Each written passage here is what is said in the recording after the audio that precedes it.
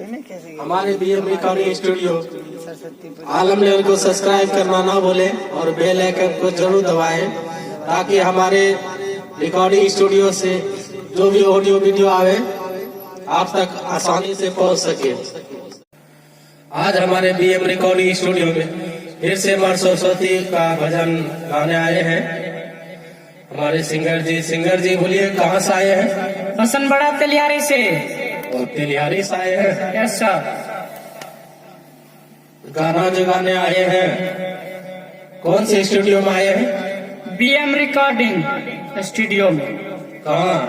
Alamnagar. Yes सर। गाना जो आए गाने के लिए कहीं सीखे हैं क्या? जी नहीं। कहीं नहीं सीखे हैं? जी नहीं। डायरेक्ट आ गए हैं? जी। चलिए गा लीजिए गाना। यस सर। लगावे ट्रैक। यस सर। झूम के दिए।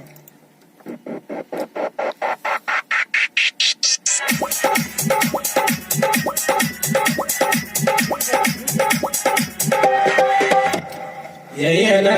यस सर। लगा दे। यस सर। गा लीजिएगा ना? यस सर। ठीक है।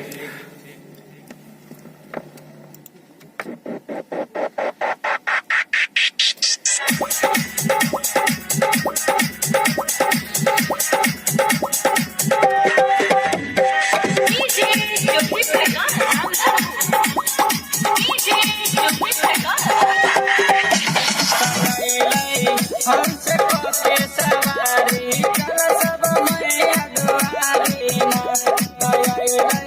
हमसे कोके सवारी चल सब मैया दुआरी मैया दुआरी ना ओ भैया चल मैया दुआरी हमसे कोके सवारी चल सब मैया दुआरी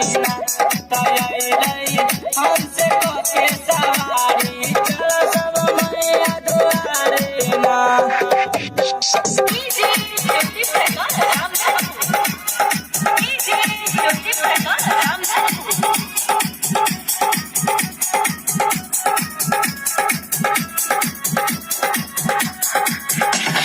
मैया के मान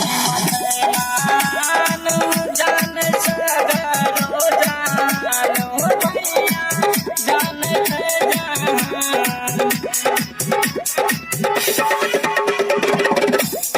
मैया के महिमा मान जान सगरो जानो मैया जान हमसे कोके सवारी चल सब मैया दुआरी ना हमसे कोके सवारी चल सब मैया दुआरी ना।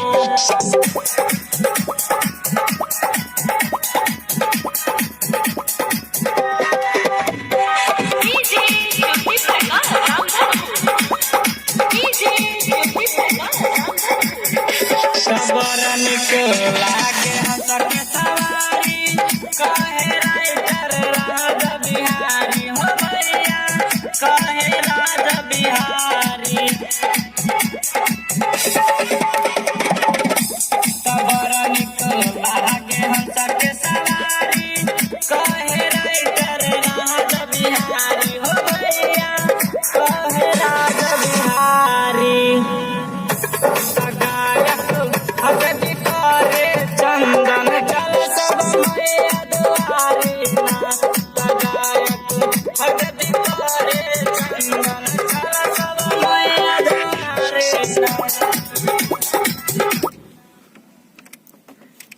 चलिए बोल दीजिए दर्शक के बीच में कुछ।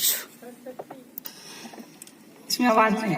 आज सरस्वती मैया की जय। दर्शक को बोलिए ना गाना शेयर फलना चलना। गाना के शेयर कर लाइक कर वीडियो